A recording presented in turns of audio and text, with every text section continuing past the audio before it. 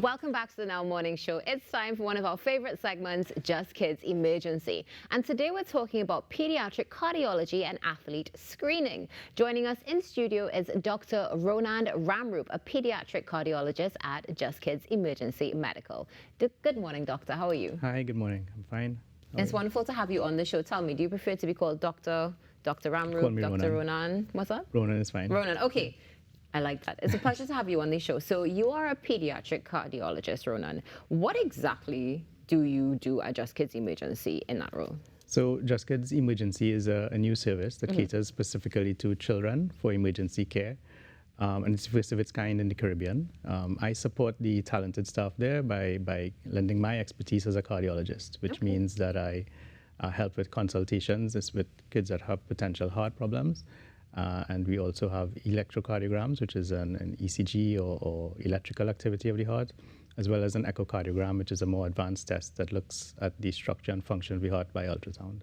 Is this something that you see quite often? Because you just mentioned children who may have an issue with their heart. Is that something you see a lot? Yes, it's very common. Heart disease in children occurs at about a rate of 1 in 100, but the suspicion of heart disease occurs much more frequently. So there's a lot of screening involved in part. So when you say suspicion, what raises suspicion to say, oh, my child might have something wrong with their heart? So different symptoms could occur.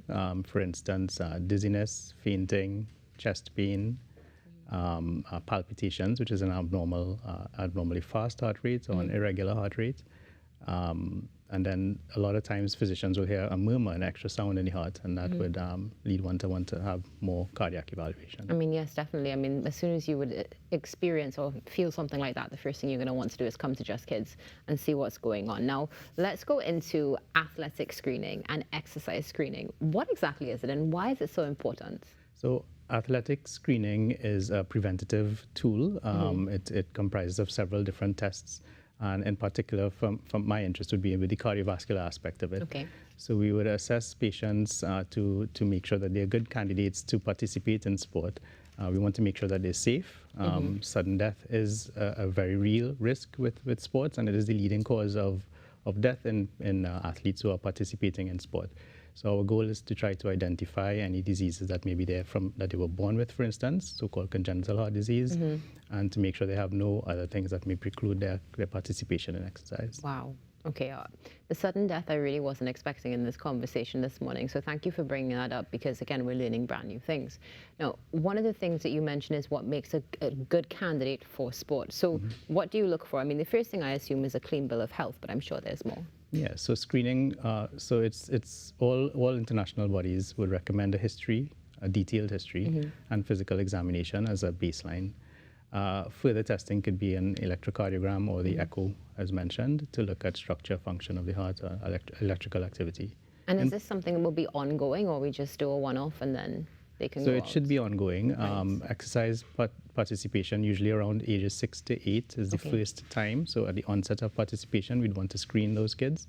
That evaluation is more of an initial screening. Okay. And then as they get older, between the ages of 12 to 14, for instance, we do more comprehensive evaluation at that time, since they're more able to participate and the level of activity becomes more rigorous for competitive sport around that age as well. Interesting. So the testing takes place, and then you can really determine where you can send your child or what level your child can go to intensity-wise. That's right. And one of the things I find so fascinating with this is that, of course, we have sports in school, which is regular, and we don't necessarily send our children for checkups even before, let's say, commencing a brand new sport. So you mentioned the ages of 6 to 8 years old, 12 to 14 as well, but we also spoke about it being ongoing. How soon would you recommend, let's say, when a child gets into an intense sport, they start to go and get checked? I think the testing should really start beforehand. So before embarking on a competitive sport activity, you should have at least the physical examination and history. Importantly, if there's any significant family history, those patients should be screened more thoroughly beforehand. So a family history of sudden death, for instance, or a family history of congenital heart disease. Wow. Definitely a lot to think about. Now, there are some concerns when it comes to this, of course, in our economy. So cost is something that will come to many people's minds. Is this something we should be concerned about to just add to the list of our daily expenses, especially with children? So cost is a factor in any country. For that reason, for instance, I could raise the example of an ECG, which is a relatively simple, non-invasive, and cheap test.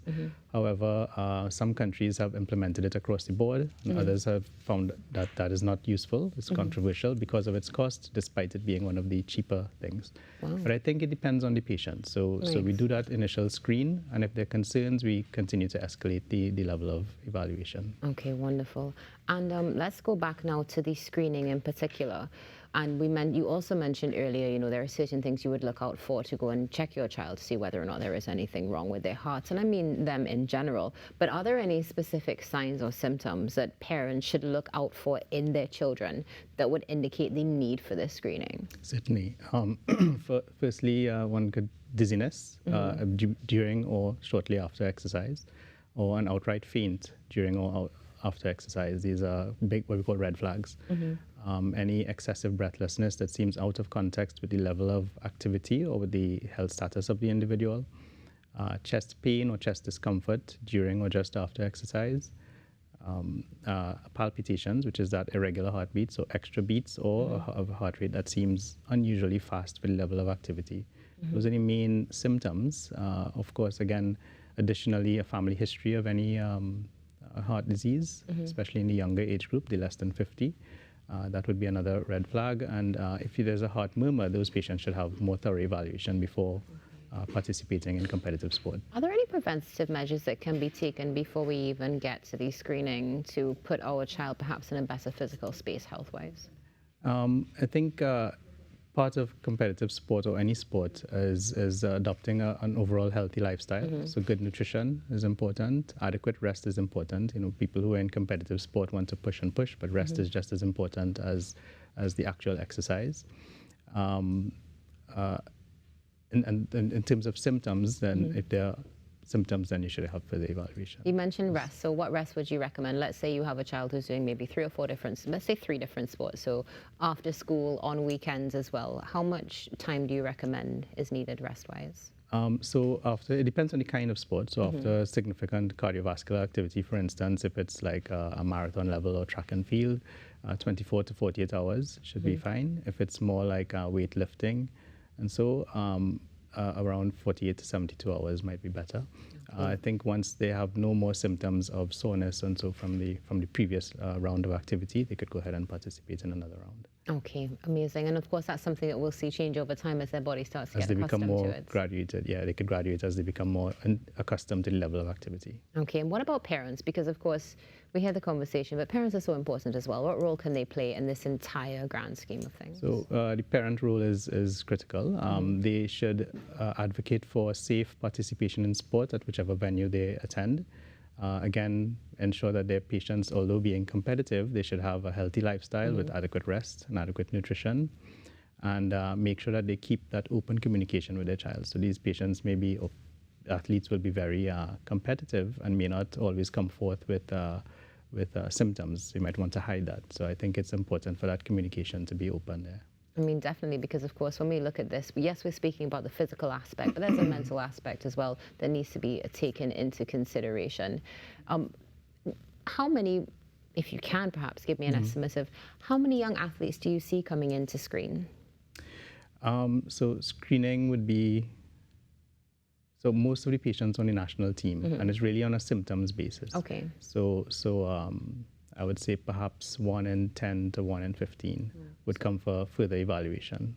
So it's something we probably need to see also a bit of an increase on, because I think we need to increase the frequency of it. Definitely. Now, let's just go back to that cost factor for a moment, if we can, because you mentioned, of course, just speaking about the ECG, which was quite interesting, because some people saying that an ECG is not necessary. I mean, at the end of the day, many of us, it automatically comes to mind, no, these are the things that need to be checked. But again, we're speaking about cost. How much would you say, or estimate perhaps, an ECG would run for your child to be screened? ECG should be around $200 TT, yeah. 300? 200? Yeah. Okay. And it'll vary from place to place, but yeah. Okay. And there are any other tests that you would recommend? So let's say that a parent is going out and they want their child to be screened. What tests would you recommend are done? So I wouldn't say a test should be recommended across the board for all patients. I think they start with a very thorough history and physical examination, and based on those findings, we could go on to doing other things. Okay.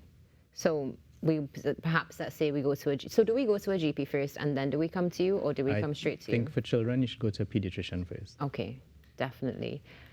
Thank you so much for joining us, Dr. Ronand. It's been a pleasure, and definitely bringing light to something that needs to be done. But just before we go, though, one thing I do have to ask, because you mentioned the national team, which means that sometimes we see parents wait until they get into a sport to actually come. You recommend this is something that starts before, regardless? I think it should start at onset of participation, not just at the competitive level. Okay, fantastic. Dr. Ronand, thank you so much for joining us this morning. It's been a pleasure. Thank you very much for having me. Have a wonderful day. Dr. Ronand Ramroop, pediatric cardiologist at Just Kidz Emergency, here on the Now Morning Show, sharing with us some insight into what you need to do to have your children tested, and of course, pediatric cardiology. Check out Just Kidz Emergency Medical at number 10 Broome Street in St. Clair, and stay tuned because your birthdays are coming up right after this on the Now Morning Show.